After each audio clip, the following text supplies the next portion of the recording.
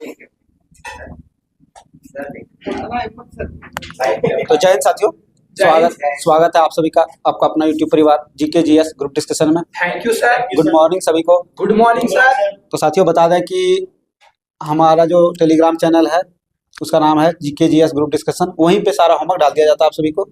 तो Telegram channel से अवश्य जुड़े, सभी जानकारी आपको वहीं पे प्राप्त हो जाएगी। ठीक है? Yes sir. और जितने भी रिकॉर्डेड क्लास हम लोग अपलोड कर रहे हैं उसका प्लेलिस्ट बना हुआ है चैनल में। ठीक है? चैनल का यूट्यूब चैनल का नाम भी है जीके जीएस ग्रुप डिस्कशन। तो आप लोग प्लेलिस्ट से वीडियो को देखें, उसके बाद रिवाइज करें। तो स्टार्ट करते हैं। आज हम लोग आज का जो टॉपिक है, आज स्टार्ट होने वाला है मध्यकालीन भारत। ठीक है?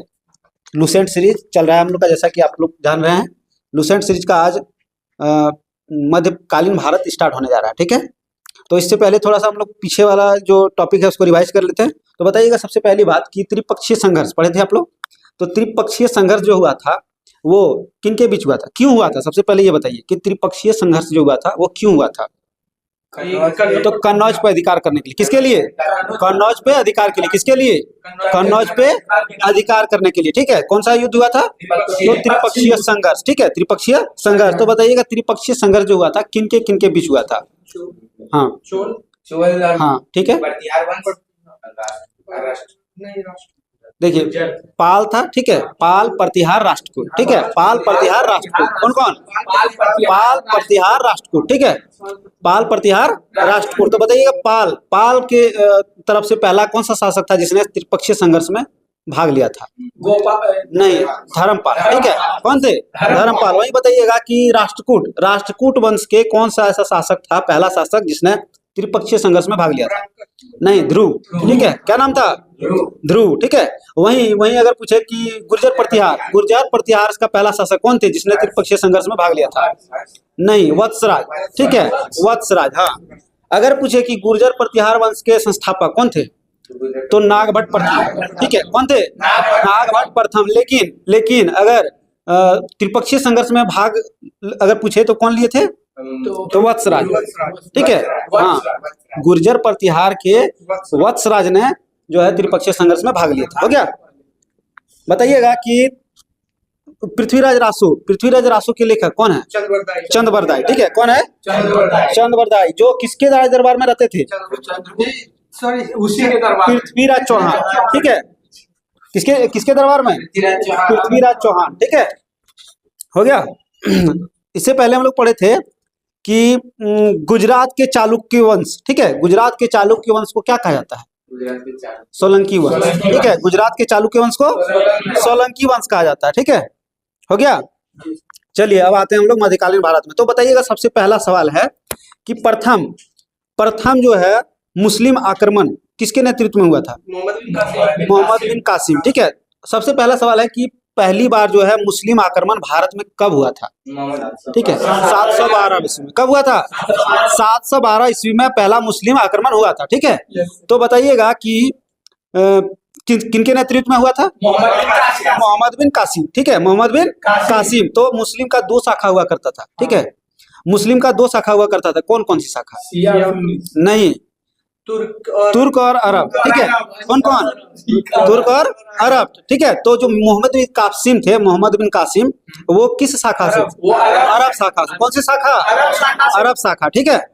तो अरब शाखा ने जो है 712 ईस्वी में भारत पर आक्रमण किया था। ठीक है? तो बताइएगा कि जब अरबों ने भारत पर आक्रमण किया था सिंध पर, तो उस टाइम सिंध के राजा कौन थे? राजा दाहिर। कौन थे? राजा दाहिर। ठीक है? तो बताइएगा कि जब अरब आक्रमण के समय सिंध का राजा दाहिर थे, तो अरब और दाहिर के बीच जो युद्ध हुआ था उसे किस युद्ध के नाम से जाना जाता है? हाँ, उसे रावर का युद्ध। कौन सा युद्ध? रावर का युद्ध। कौन सा युद्ध? रावर का युद्ध। ठीक है? तो जो राजा दाहिर थे उनका पराजय हुआ था। किनका? राजा दाहिर का। ठीक है? और उनकी पत्नी का नाम रानीबाई था। क्या था? रानीबाई। ठीक है? राजा दाहिर की पत्नी का नाम रानीबाई। तो जब राजा दाहिर का जब पराजय हुआ तो उनकी मृत्यु हो गई। ठीक है? तो उनकी जो पत्नी थी रानीबाई, उसने क्या किया? जौहर कर लिया। ठीक है? जौहर मतलब जान रहे हैं ना? पद्मावती नहीं देखे हैं? जौहर मतलब होता है कि बहुत अच्छे से सज धज के, ठीक है, और अग्निकुंड में कूद जाना। ठीक है? आग में समर्पित हो जाना, तो उसको बोलते हैं जौहर, ठीक है। तो पहला अगर पूछे कि पहला वो कौन सी रानी थी जिसने पहली बार जौहर की थी, तो रानीबाई, ठीक है। रानीबाई, कौन, क्या नाम था? रानीबाई, ठीक है। अगला बताइएगा कि अगर पूछे प्रथम जजिया कर किसने लगाया था?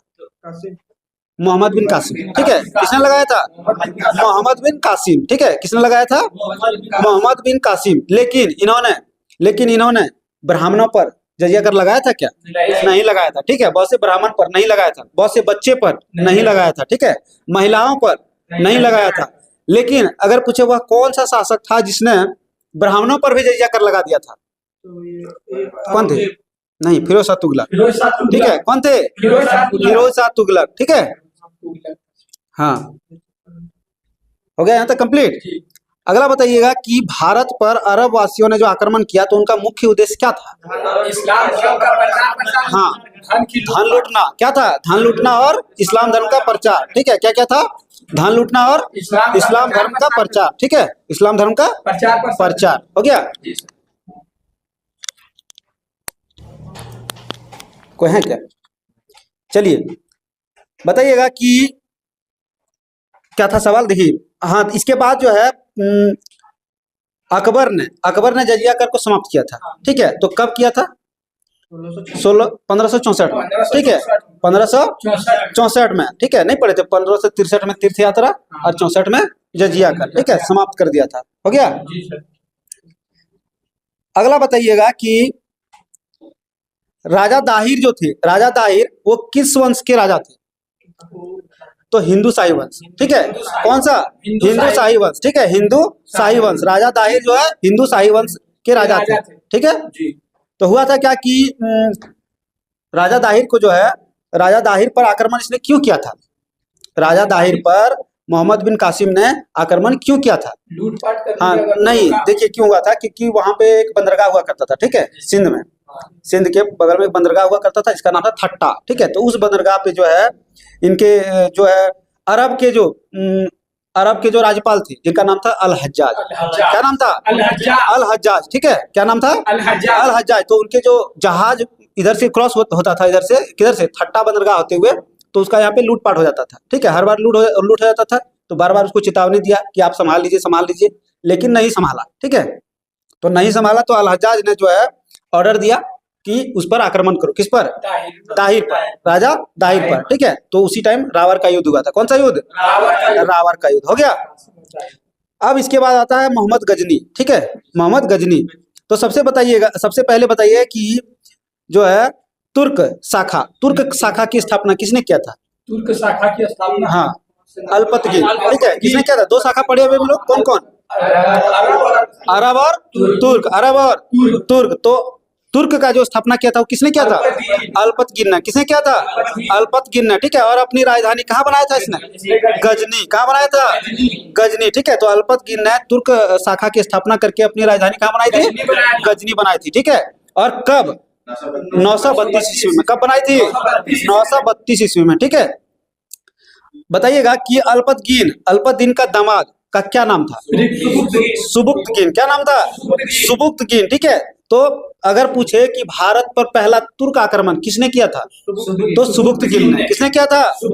सुबुक्तगिन ने। वहीं पूछे अगर भारत पर पहला अरब आक्रमण, मोहम्मद बिन कासिम, ठीक है, मोहम्मद बिन कासिम, हो गया। अगला बताइएगा कि प्रथम तुर्क आक्रमण के समय पंजाब में शाही वंश का शासक था, ठीक है। उस शासक का क्या नाम था? जयपाल। क्या नाम था? जयपाल, ठीक है। तो जब तुर्क आक्रमण हुआ उस टाइम कौन शासन कर रहे थे? पंजाब में जयपाल, ठीक है। पंजाब में जयपाल, हो गया। अगला बताइएगा मोहम्मद गजनी ने, ठीक है, मोहम्मद गजनी ने भारत पर कब आक्रमण किया था? 1000 में, ठीक है। कब किया था? 1000 में। लेकिन 1000 में जो है वो आक्रमण करके और फिर भारत वापस लौट गए, ठीक है। उसके बाद अगर पूछे कि पूरी तरह से भारत पर आक्रमण कब किया था, तो 1001 में, ठीक है। कब किया था? 1001 में, ठीक है। और उस टाइम जो है वहां पे शासक कौन थे? किसके विरुद्ध उसने जो है, नहीं, जयपाल, ठीक है। कौन थे? जयपाल थे। हाँ, तो मोहम्मद गजनी ने भारत पर प्रथम आक्रमण 1000 में किया था। कब किया था? 1000 में। किधर? पेशावर के क्षेत्र में, ठीक है, पेशावर के क्षेत्र में। किधर किया था? पेशावर के क्षेत्र में। और वे वापस लौट गए थे, ठीक है। उसके बाद जो उन्होंने मोहम्मद गजनी ने 1001 में जो आक्रमण किया, तो उस टाइम जो है वहाँ के शासक कौन थे? जयपाल, ठीक है। कौन थे? जयपाल। जिसमें किसकी हार हुई थी? जयपाल की हार हुई थी। किसकी हार हुई थी? जयपाल की हार हुई थी। हो गया। इससे पहले भी हम लोग पढ़े थे कि जब सोमनाथ मंदिर, इससे पहले पढ़े थे हम लोग किसमें? सोलंकी वंश में, ठीक है।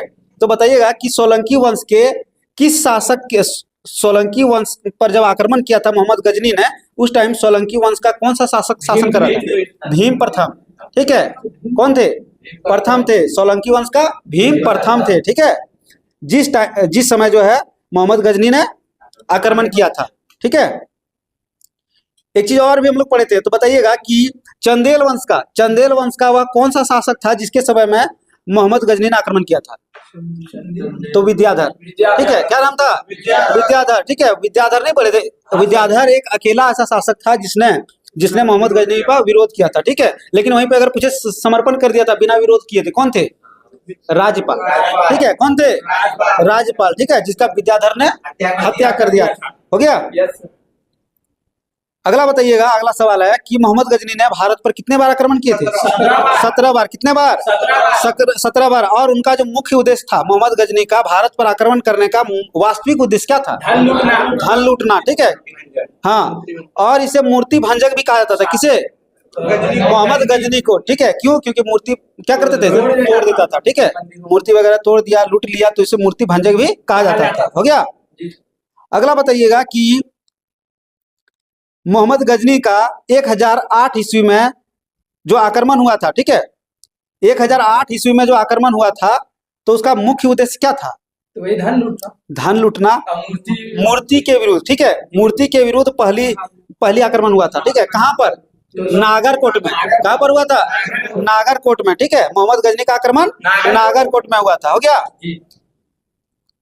अगला बताइएगा कि मोहम्मद गजनी ने सोमनाथ मंदिर पर, ठीक है, सबसे पहले तो ये सोमनाथ मंदिर स्थित कहाँ पर है? सौराष्ट्र मतलब महाराष्ट्र में, ठीक है। गुजरात में। सौराष्ट्र मतलब गुजरात में। तो बताइएगा मोहम्मद गजनी का जो है सबसे चर्चित आक्रमण, सोमनाथ मंदिर पर आक्रमण, वो कब हुआ था? 1025 में। कब हुआ था?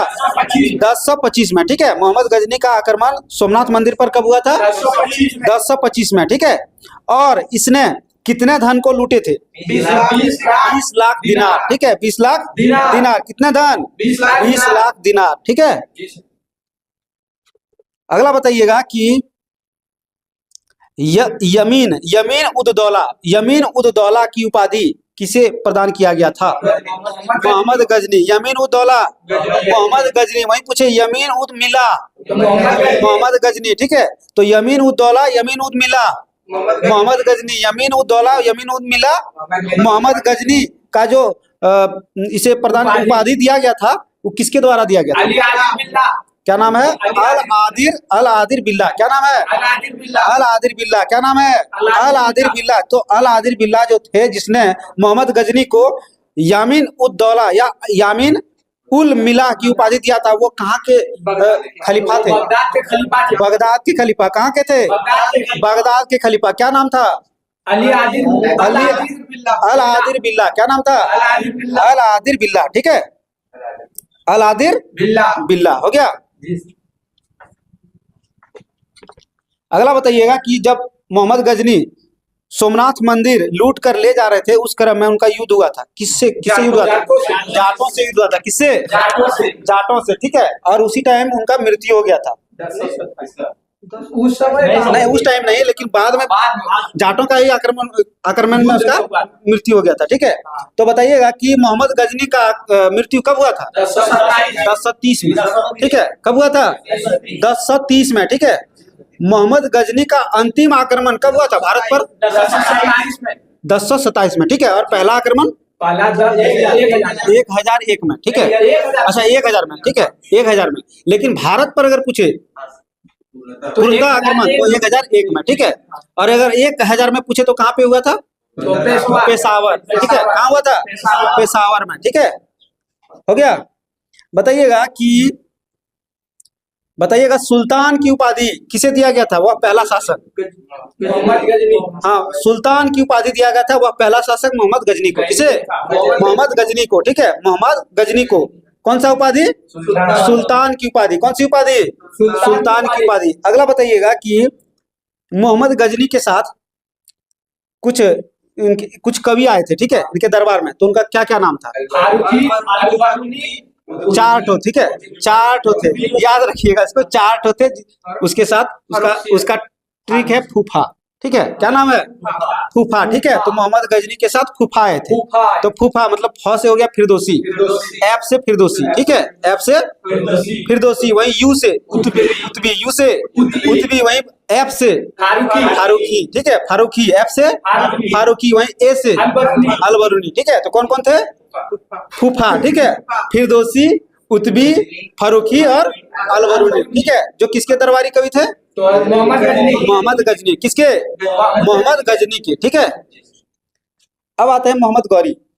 ठीक है, किसमें आते हैं? मोहम्मद गौरी। तो मोहम्मद गौरी जो है, नहीं, बताइएगा कि मोहम्मद गजनी के अधीन एक छोटा सा राज्य था, उसका क्या नाम था? नाम था गौर। क्या नाम था? गौर। ठीक है, मोहम्मद गजनी के अधीन एक छोटा सा राज्य था जिसका नाम गौर था। ठीक है, तो बताइएगा कि मोहम्मद गजनी के बाद गौर का शासक कौन बने थे? मोहम्मद गौरी। ठीक है, कौन बने थे? मोहम्मद गौरी। ठीक है, तो मोहम्मद गौरी जो है गौर का शासक कब बने थे? कब बना था? 1173 में। कब बने थे? 1173 में। कब बने थे? 1173 ईस्वी में। ठीक है, 1173 ईस्वी में मोहम्मद गौरी गौर का शासक बने थे। कहाँ का? गौर का शासक बने थे। ठीक है, तो बताइएगा कि मोहम्मद गौरी का भारत पर पहला आक्रमण कब हुआ था? 1175 में। 1175 में। कब हुआ था? 1175 में। ठीक है, तो मोहम्मद गौरी का भारत पर आक्रमण 1175 ईस्वी में हुआ था। तो किस क्षेत्र में हुआ था? उसका हुआ था तो मुल्तान। ठीक है, कौन सा क्षेत्र? मुल्तान में। ठीक है, मुल्तान में। वहीं अगर पूछे मोहम्मद गजनी का तो पेशावर में। ठीक है, कहाँ हुआ था? पेशावर में। लेकिन अगर मोहम्मद गौरी का पूछे तो मुल्तान। ठीक है, कहाँ पे हुआ था? मुल्तान। वहीं अगर पूछे कि मोहम्मद गौरी का भारत पर दूसरा आक्रमण कब हुआ था? 1178। कब हुआ था? 1178 में। तो मोहम्मद गौरी का भारत पर दूसरा आक्रमण 1178 में किस क्षेत्र में हुआ था? तो पाटन। ठीक है, गुजरात के पाटन। कहाँ पर? गुजरात के पाटन क्षेत्र। कहाँ पर? गुजरात के पाटन क्षेत्र। ठीक है, तो बताइएगा कि मोहम्मद गौरी ने जब गुजरात के पाटन क्षेत्र में आक्रमण किए थे, उस टाइम जो है वहां के शासक कौन थे? गुजरात का भीमद्वितीय। ठीक है, गुजरात का शासक पढ़े ना अभी, सोलंकी वंश जिसको बोलते हैं। तो अगर पूछे सवाल में कि जब मोहम्मद गौरी ने भारत के गुजरात क्षेत्र में आक्रमण किया था, उस टाइम किस सोलंकी वंश का शासन था? भीमद्वितीय का। किसका था? भीमद्वितीय का। और उसमें किसका हार हुआ था? मोहम्मद गौरी का। ठीक है, मोहम्मद गौरी का। इससे पहले हम लोग पढ़े थे कि भीम प्रथम को हराया था। किसने? गजनी ने। ठीक है, किसने हराया था? गजनी ने। लेकिन भीमद्वितीय से जब पाला पड़ा तो कौन जीते? भीम जीते। ठीक है, भीमद्वितीय। कौन जीते? भीमद्वितीय। ठीक है, अब बताइएगा कि तराइन का प्रथम युद्ध कब हुआ था? 1191। तराइन का प्रथम युद्ध 1191 में किसके बीच हुआ था? गजनी नहीं, गौरी। ठीक है, मोहम्मद गौरी और पृथ्वीराज चौहान। मोहम्मद गौरी और पृथ्वीराज चौहान। ठीक है, उसमें बताइएगा कि किसका जीत हुआ था? पृथ्वीराज चौहान का। किसका जीत हुआ था? पृथ्वीराज गड़बड़ाइएगा नहीं, पृथ्वीराज चौहान का। ठीक है, अगला बताइएगा कि तराइन का द्वितीय युद्ध किसके बीच हुआ था? मोहम्मद गौरी और पृथ्वीराज चौहान। मोहम्मद गौरी और पृथ्वीराज चौहान। तो उसमें बताइएगा किसका हार हुआ था? पृथ्वीराज चौहान का हार हुआ था। ठीक है, किसका हार हुआ था? पृथ्वीराज चौहान का। तो क्यों हार हुआ था? क्योंकि राजा जयचंद, ठीक है, जो किस वंश के थे शासक? गढ़वाल वंश। ठीक है, गढ़वाल वंश के शासक राजा जयचंद ने मोहम्मद गौरी का साथ दिया था। ठीक है, मोहम्मद गौरी का साथ दिया था, इसीलिए पृथ्वीराज चौहान की हार हुई थी। ठीक है, तो तराइन का द्वितीय युद्ध कब हुआ था? 1192 में। कब हुआ था? 1192 में। एक तराइन का तृतीय युद्ध भी हुआ है। कब हुआ है? नहीं, तराइन का तृतीय युद्ध भी हुआ है 1215 में। कब हुआ है? 1215 में। कब हुआ है? 1215 में। किसके बीच हुआ है? तो इल्तुतमिश और याल्दुज। ठीक है, इल्तुतमिश और याल्दोज, यादव नहीं याल्दोज, ठीक है। इल्तुतमिश और याल्दोज, तो उसमें किसका जीत हुआ था? उसमें इल्तुतमिश का, ठीक है। किसका जीत हुआ था? इल्तुतमिश का, ठीक है।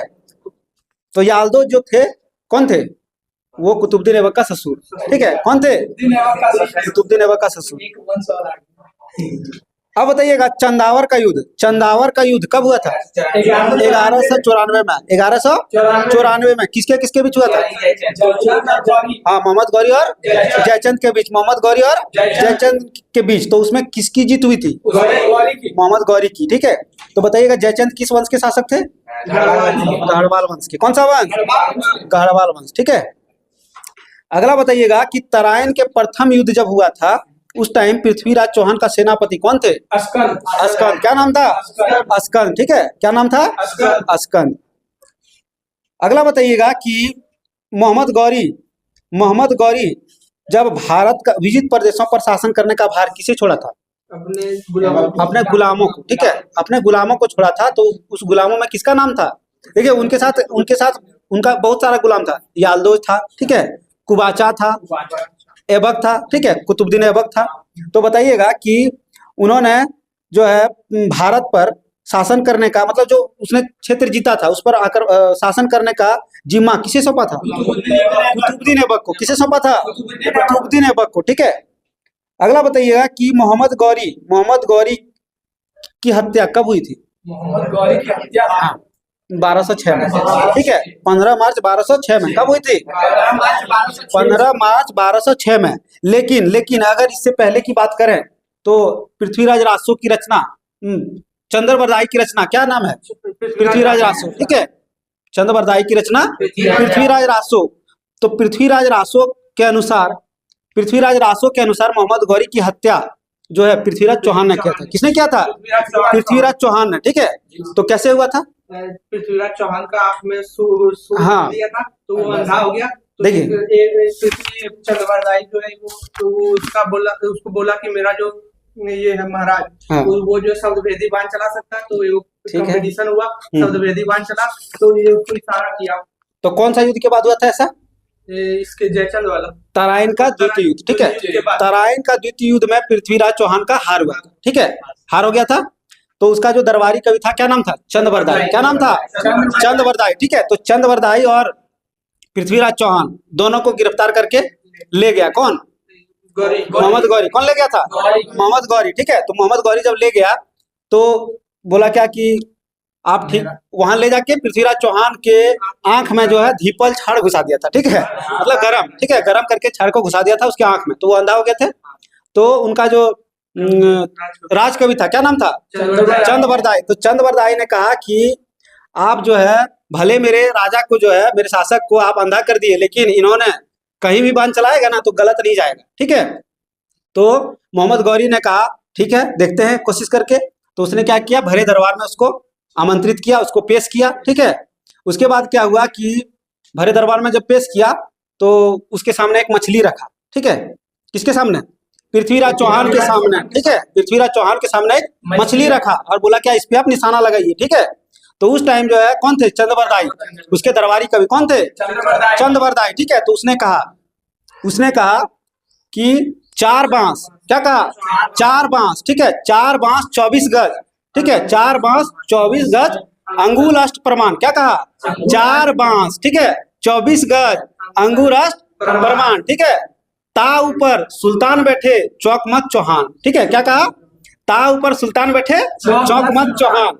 उसके बाद उसको सारा चीज बता दिया, टोटल चीज बता दिया, कितना ऊपर बैठा है, कितना ऊपर में उसका आंख है, कितना ऊपर में उसका गला है, टोटल बता दिया।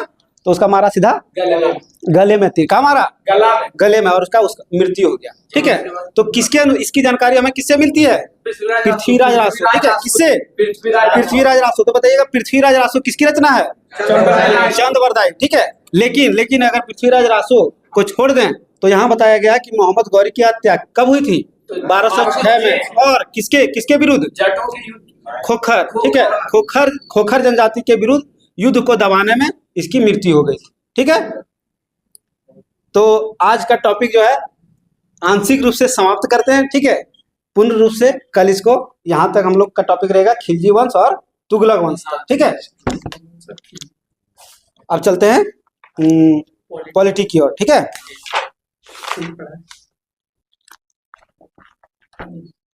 हो गया, तो पॉलिटी पढ़ के आए होंगे।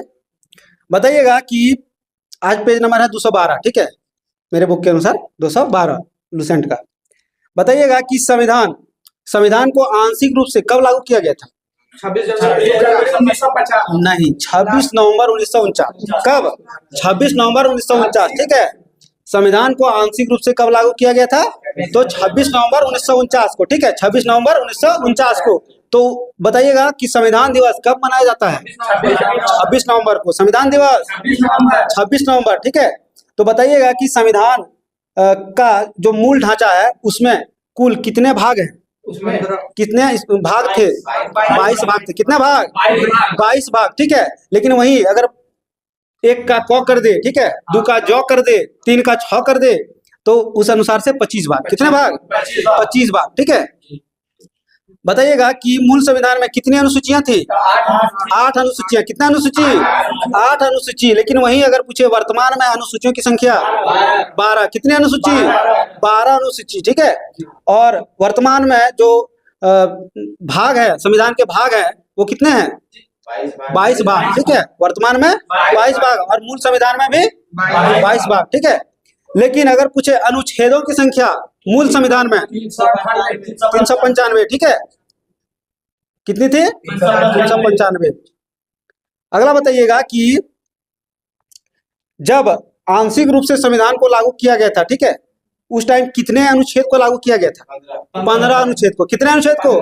15 अनुच्छेद को, ठीक है। बताइएगा कि संविधान सभा की पहली बैठक कब हुई थी? 46, 9 दिसंबर 1946 पहली बैठक, 9 दिसंबर 1946। वहीं अगर पूछे कि संविधान सभा की अंतिम बैठक 24 जनवरी, ठीक है, 24 जनवरी 1950 कब हुई थी? 24 जनवरी 1950 को, ठीक है। संविधान सभा की अंतिम बैठक 24 जनवरी 1950। तो बताना है कि कुल कितने बैठक हुए थे संविधान सभा में? तो 166। कितने हुए थे? 166 बैठक, ठीक है। वही अगर पूछे कुल अधिवेशन कितने हुए थे, तो 12 अधिवेशन। कितने अधिवेशन? 12 अधिवेशन, ठीक है। अगला बताइएगा कि हमारे संविधान में राष्ट्रगान को कब अपनाया गया था? 24 जनवरी 1950। कब? 24 जनवरी 1950। कब? 24 जनवरी 1950 को। वही अगर राष्ट्रगीत के बारे में बोले तो वो भी 24 जनवरी 1950। कब? 24 जनवरी 1950 को, ठीक है। अगला बताइएगा कि हमारे भारत का जो प्रस्तावना है उसमें भारत शब्द कितने बार आया? तो गिन के भी बता सकते हैं, ठीक है, 2 बार आया, ठीक है। कितने बार? 2 बार, ठीक है। हमारे भारत का जो संविधान का जो प्रस्तावना है उसमें भारत शब्द 2 बार आया है, ठीक है। अगला बताइएगा कि संविधान की कुंजी, ठीक है, संविधान की कुंजी किसे कहा गया है?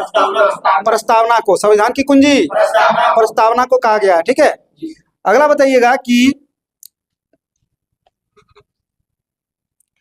बताइएगा विश्व का सबसे बड़ा लिखित संविधान? भारत का संविधान। सबसे बड़ा संविधान भारत का संविधान। वहीं पूछे विश्व का सबसे छोटा संविधान? मोनार्को, ठीक है, मोनार्को। क्या नाम है उसका? मोनार्को। वही पूछे विश्व का पहला लिखित संविधान? हाँ, अमेरिका का, ठीक है। कौन सा संविधान? अमेरिका का। वहीं पूछे सबसे पुराना संविधान? तो ब्रिटेन का, ठीक है। कौन सा संविधान? ब्रिटेन का। और लिखित संविधान? तो वो भी ब्रिटेन का, ठीक है। और लिखित संविधान? ब्रिटेन का, ठीक है। अगला बताइएगा कि कौन सा केस में जो है प्रस्तावना को, ठीक है, संविधान का अंग नहीं माना गया?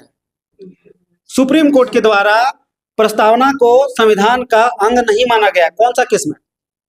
तो बेरुवाड़ी, ठीक है। कौन सा केस? बेरुवाड़ी वाद विवाद, ठीक है। बेरुवाड़ी वाद विवाद। कौन सा केस? बेरुवाड़ी, ठीक है। तो इसमें क्या कहा गया कि प्रस्तावना जो है संविधान का अंग नहीं है। वही अगर पूछे कि प्रस्तावना जो है संविधान का एक मूल अंग है, ठीक है, तो किस केस में कहा गया है? केशवानंद भारती, ठीक है, केशवानंद भारती। कौन सा केस? केशवानंद भारती, ठीक है। अगला सवाल है,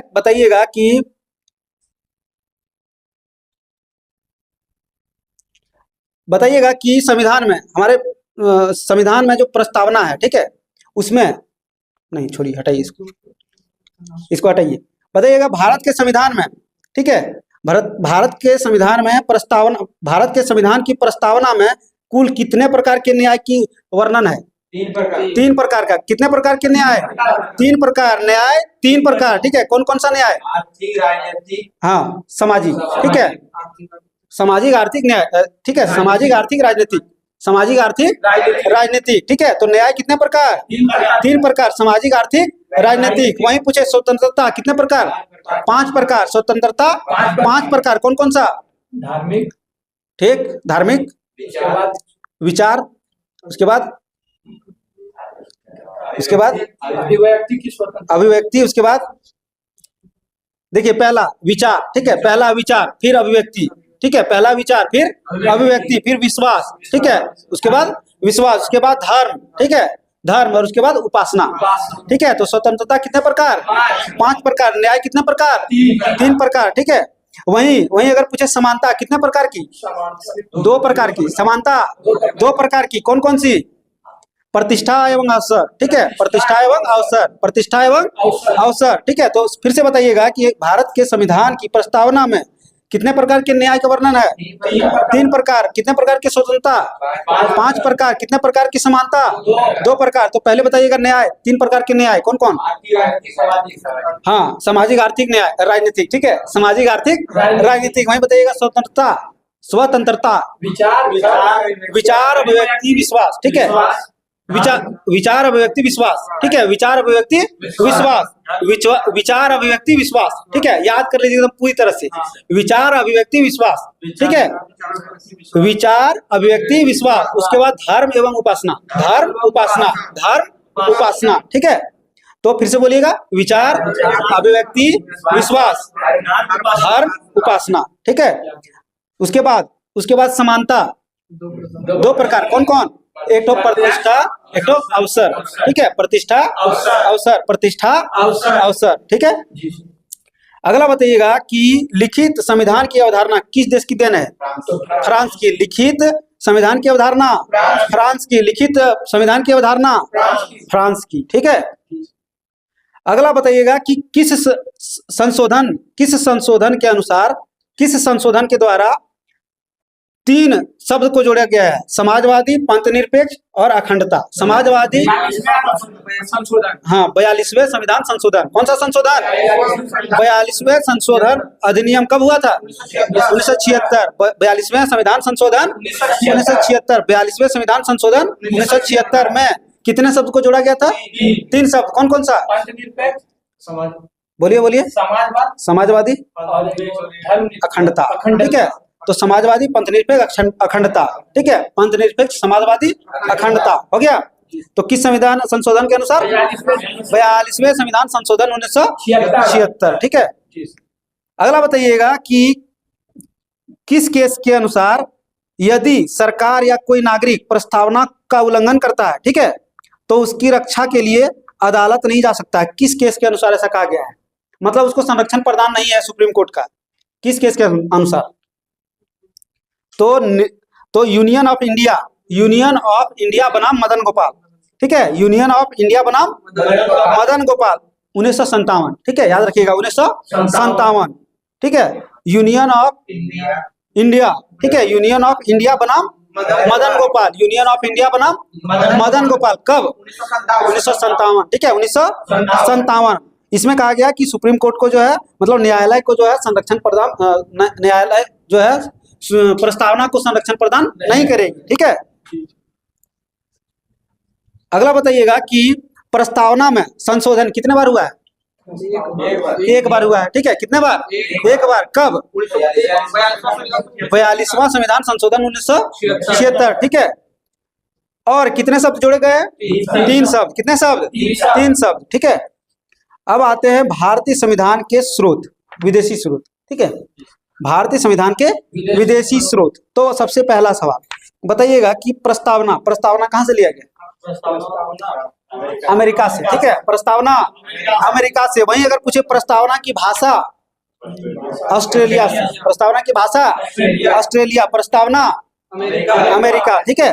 प्रस्तावना अमेरिका, प्रस्तावना की भाषा ऑस्ट्रेलिया। बताइएगा मौलिक अधिकार मौलिक अधिकार ब्रिटेन, अमेरिका, ठीक है। मौलिक अधिकार अमेरिका, मौलिक अधिकार अमेरिका। मौलिक कर्तव्य रूस, मौलिक कर्तव्य रूस, मौलिक अधिकार अमेरिका, ठीक है। हो गया। अगला बताइएगा कि उपराष्ट्रपति का पद अमेरिका, ठीक है। उपराष्ट्रपति का पद अमेरिका। वहीं पूछे कि राष्ट्रपति का पद ब्रिटेन, ठीक है। राष्ट्रपति का पद ब्रिटेन। हो गया। अगला बताइएगा कि संसदात्मक शासन प्रणाली, जिसको बोलते हैं हमारे भारत में संसद है ना, लोकसभा, राज्यसभा और विधान जी, लोकसभा राज्यसभा, ठीक है। लोकसभा राज्यसभा मतलब जिसको बोलते हैं कि न्यायपालिका, कार्यपालिका और विधायिका, है ना। तो बताइएगा कि संसदात्मक प्रणाली कहाँ से लिया गया? ब्रिटेन से। कहाँ से? ब्रिटेन से, ठीक है। क्योंकि ब्रिटेन वाला ही संसद बना के गया था। तो किसने बनाया था? लुटियस, ठीक है। क्या नाम था? लुटियस, ठीक है। बताइएगा कि भारत में एक नागरिक होगा, मतलब भारत में एकल नागरिकता, ठीक है। कहाँ से लिया गया? ब्रिटेन से। एकल नागरिकता ब्रिटेन से, ठीक है। एकल नागरिकता ब्रिटेन से। बताइएगा कि राष्ट्रपति का निर्वाचन, ठीक है, एवं उस पर महाभियोग कहाँ से लिया गया? महाभियोग आयरलैंड नहीं, अमेरिका से, ठीक है। महाभियोग अमेरिका से, ठीक है। महाभियोग कहाँ से? अमेरिका से। बताइएगा न्यायिक पूर्वावलोकन अमेरिका, ठीक है। न्यायिक पूर्वावलोकन अमेरिका, ठीक है। संविधान की सर्वोच्चता अमेरिका, ठीक है। संविधान की सर्वोच्चता अमेरिका। हो गया। बताइएगा सुप्रीम कोर्ट और हाई कोर्ट, सुप्रीम कोर्ट और हाई कोर्ट के न्यायाधीशों को हटाने की विधि अमेरिका, ठीक है। कहां से? अमेरिका से। कहां से? अमेरिका से। हो गया। अगला बताइएगा कि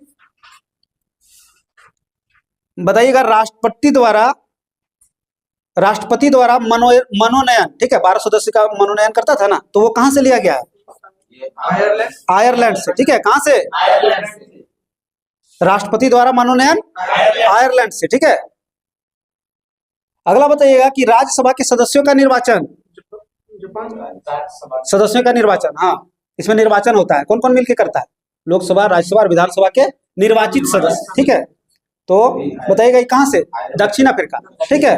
राज्यसभा के सदस्यों का निर्वाचन दक्षिण अफ्रीका, राज्यसभा के सदस्यों का निर्वाचन दक्षिण अफ्रीका। वहीं अगर पूछे मनोनयन, मतलब मनोनीत करता है, वो कहां से? आयरलैंड से, ठीक है। मनोनीत वाला बात बोले तो आयरलैंड से। वहीं अगर पूछे सदस्यों का निर्वाचन तो साउथ अफ्रीका, ठीक है, दक्षिण अफ्रीका। हो गया। अगला बताइएगा विधि द्वारा स्थापित प्रक्रिया जापान, ठीक है। विधि द्वारा स्थापित प्रक्रिया जापान। वहीं अगर पूछे विधि का शासन तो ब्रिटेन, ठीक है। विधि का शासन ब्रिटेन से, लेकिन विधि द्वारा स्थापित प्रक्रिया जापान से, ठीक है।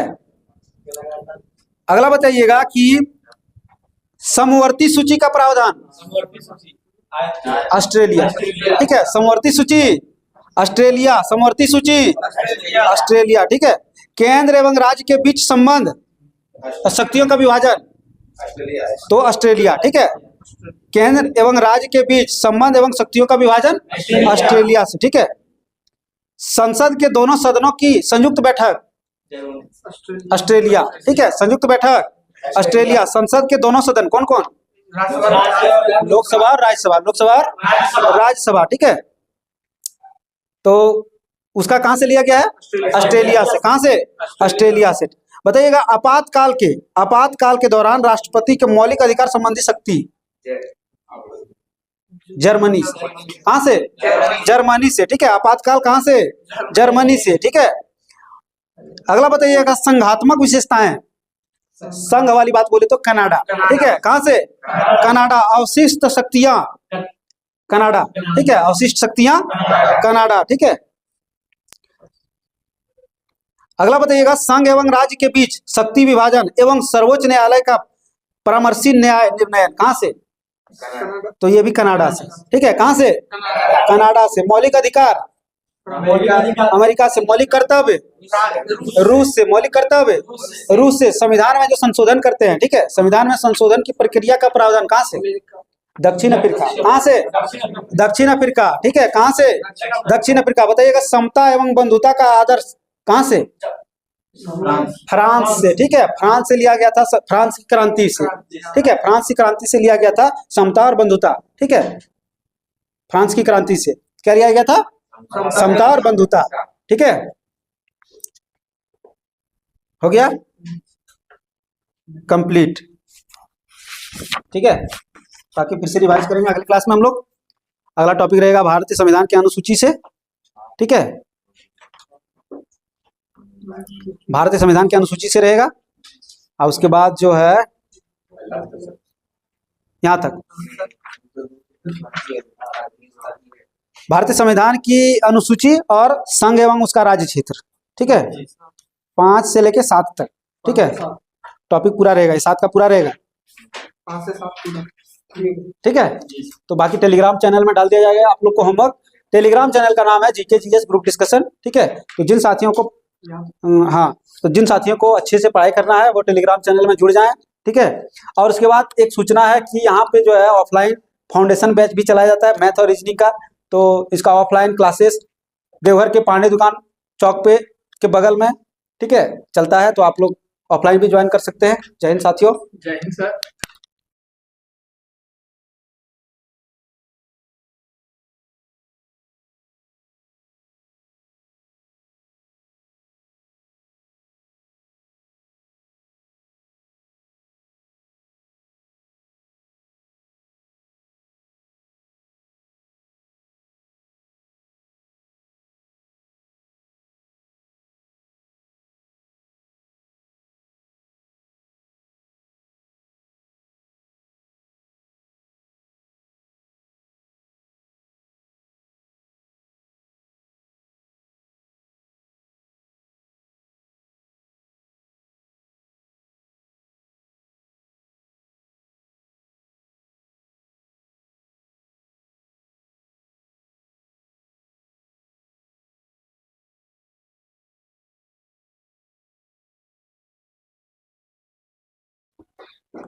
गुड इवनिंग दोस्तों। Good evening sir. चलिए, आज हम लोग का चुंबकत्व का लास्ट है पार्ट 2, और यहीं से समाप्त हो जाएगा फिजिक्स। फिर आधुनिक भौतिकी का आएगा टॉपिक, उसके बाद केमिस्ट्री में हम लोग एंट्री करेंगे।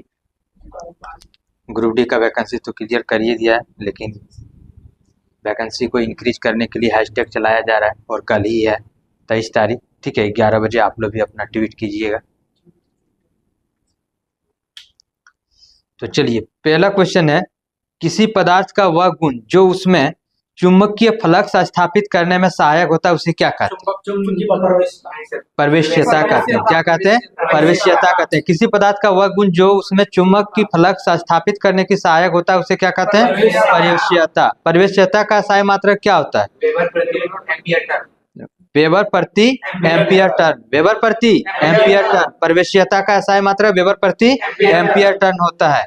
वहीं प्रति स्तंभ, ठीक है, जिसे कहा जाता है रिलेक्टेंस।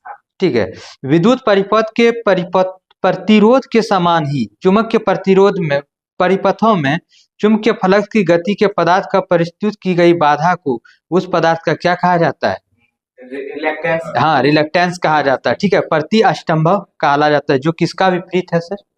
प्रवेश्यता का विपरीत है। प्रवेश्यता का विपरीत है। सिर्फ एसआई मात्रक यहाँ याद रखिएगा आप लोग कि अगर प्रवेश्यता का एसआई मात्रक वेबर प्रति एम्पियर टर्न था, तो वहीं प्रति स्तंभ या रिलक्टेंस का क्या हो जाएगा? एम्पियर टर्न प्रति वेबर। प्रति वेबर। बहुत अच्छा। चलिए, अगला बताइएगा, किसी भी धातु की प्लेट को कितने प्रकार से गर्म किया जा सकता है? 2 प्रकार के। कौन कौन से? हाँ, परिवर्तित चुंबकीय क्षेत्र में रख करके।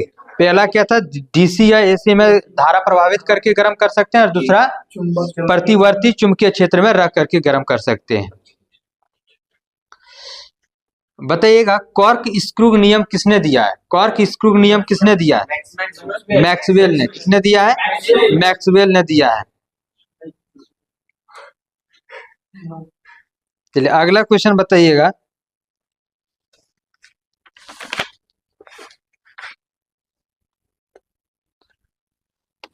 किसके अनुसार यदि बाएं हाथ का अंगूठा तर्जनी माध्यमा को एक दूसरे के लंबवत फैलाया जाए तो अंगूठा में लगने वाला बल को दिखाएगा, माध्यमा विद्युत धारा को दिखाएगा और तर्जनी चुंबकीय क्षेत्र को दिखाएगा। फ्लेमिंग के वामहस्त नियम, फ्लेमिंग के वामहस्त नियम। तो अंगूठा क्या दिखाएगा? बल को दिखाएगा। किसको दिखाएगा? बल को। वही माध्यमा क्या? विद्युत धारा को दिखाएगा। माध्यमा क्या दिखाएगा? विद्युत धारा को। तर्जनी दिखाएगा चुंबकीय क्षेत्र को। ठीक है, हम लोग देख रहे हैं ना ये। तो ये बताइए, ये अंगूठा ये क्या दिखाएगा? क्या दिखाएगा? बल को। और ये क्या है? तर्जनी है ना। तर्जनी है तो ये क्या दिखाएगा? चुंबकीय क्षेत्र को। ठीक है, और ये क्या दिखाएगा? विद्युत धारा को। ये माध्यमा तो विद्युत धारा को। चलिए अगला बताइएगा, चुंबकीय क्षेत्र में चालक पर लगने वाला बल की दिशा किस नियम द्वारा दिया जाता है? ठीक है, फ्लेमिंग के वामहस्त नियम के अनुसार दिया जाता है। फ्लेमिंग के की हस्त नियम के अनुसार अंगूठे का नियम दृष्टि धारा और चुंबकीय क्षेत्र की दिशा को निर्देशित करता है। दाएं हस्त के नियम किसके अनुसार? दाएं हस्त के नियम के अनुसार। तो बताइएगा, दाएं हस्त के अनुसार अंगूठे के नियम के अनुसार बताइए कि उत्तर से दक्षिण विद्युत क्षेत्र तक और चुंबक क्षेत्र की दिशा किधर होती है? दाएं हाथ के अंगूठे के नियम के अनुसार उत्तर से दक्षिण विद्युत क्षेत्र तक चुंबक क्षेत्र की दिशा किस ओर होती है? उत्तर दक्षिण। सीधे तार के नीचे की ओर होगी। ठीक है, जो दिया हुआ है ना उत्तर से दक्षिण, तो उसके नीचे की ओर होगी क्या? चुंबकीय क्षेत्र की दिशा। चुंबकीय क्षेत्र की दिशा। और दोनों किस में चलेगा? समानांतर में। किस में चलेगा? समानांतर में। जब किसी बंद कुंडली में चुंबकीय फ्लक्स में परिवर्तन होता है तो उसमें प्रेरित विद्युत वाहक बल उत्पन्न होता है। यह किस नियम के अनुसार? फैराडे का प्रथम नियम के अनुसार। फैराडे का प्रथम नियम क्या बताता है? जब किसी बंद कुंडली में चुंबकीय फ्लक्स में परिवर्तन होता है तो उसमें प्रेरित विद्युत वाहक बल उत्पन्न होता है। किस नियम के अनुसार? फैराडे के प्रथम नियम के अनुसार। वहीं जब प्रेरित विद्युत वाहक बल का मान चुंबकीय फ्लक्स में परिवर्तन कर दी जाए तो उसका दर समानुपाती होगी। फैराडे का द्वितीय नियम के अनुसार। अगला बताइए, किसी कुंडली में उत्पन्न प्रेरित विद्युत वाहक बल सदैव उस कारण का विरोध करता है जिससे वह उत्पन्न होता है। Lenz law. ठीक है, लेंज लॉ। ठीक है, लेंज के नियम के अनुसार ये बताता है। किसके नियम के अनुसार? तो तीनों देख लिए, प्रथम नियम, द्वितीय नियम और लेंज लॉ। किस नियम का प्रयोग से प्रेरित विद्युत वाहक बल की दिशा ज्ञात करने के लिए भी किया जाता है?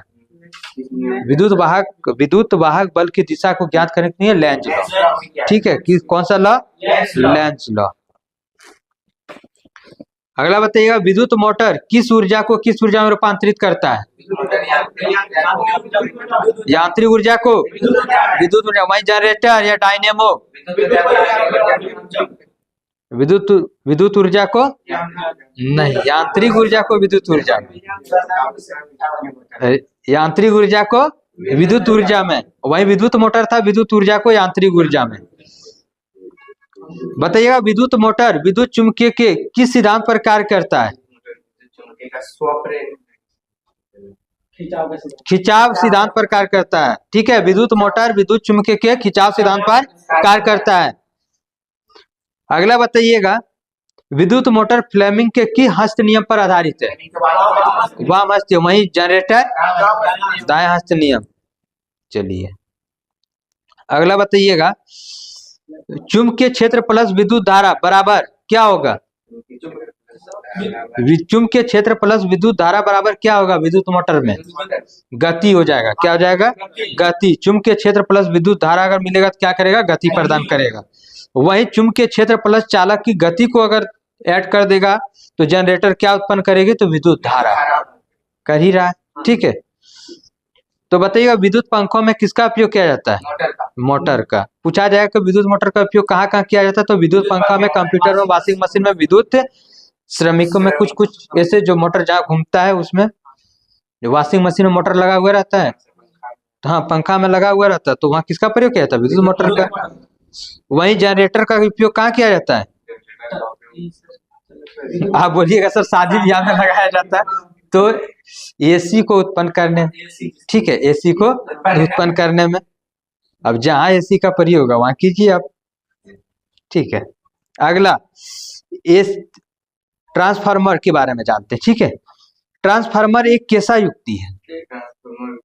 ऊंचाई गतिशील है, स्थिर है, या कैसा है? ट्रांसफार्मर एक कैसा युक्ति है? स्थिर युक्ति है। कैसा है?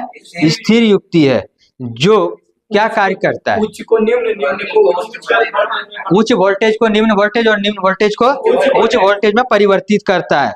ट्रांसफार्मर किस पर कार्य करता है? एसी की डीसी पर? सिर्फ एसी पर करता है। अगर डीसी दे दिया जाए तो उसका कुंडली जल जाएगा, ठीक है। तो पूछा जाएगा कि ट्रांसफार्मर किस पर कार्य करता है, तो एसी पर कार्य करता है, ना कि डीसी पर। डीसी दे देने से क्या जल जाएगा? ट्रांसफार्मर की वाइंडिंग जल जाएगा। तो बताइए ट्रांसफार्मर में क्या नहीं बदलता है?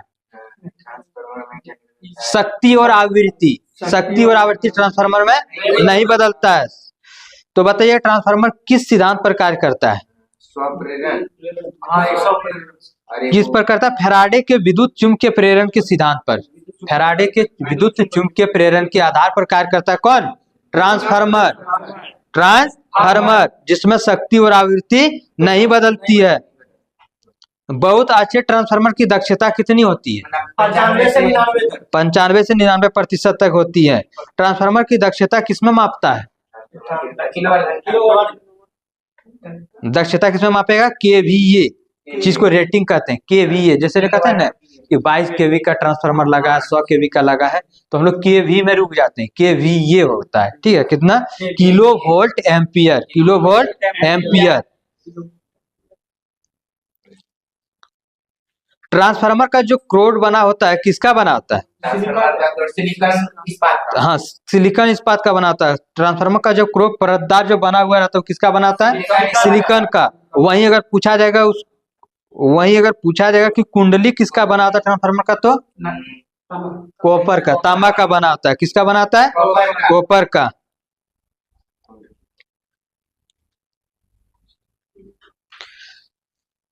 चलिए अगला बताइएगा, ट्रांसफार्मर कितने प्रकार के?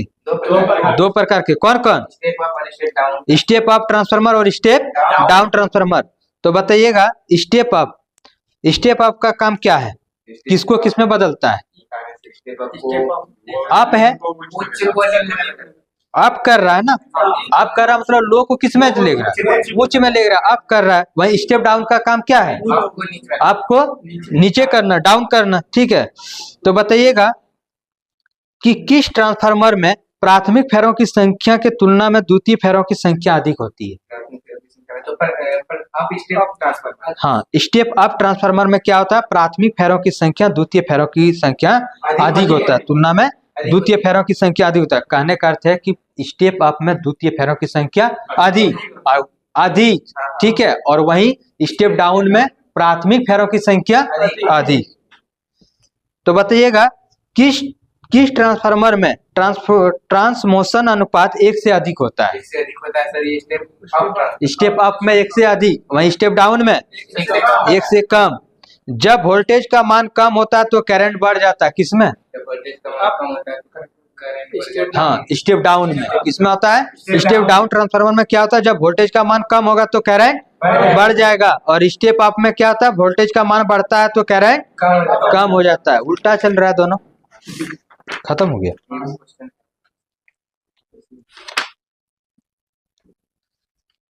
नहीं है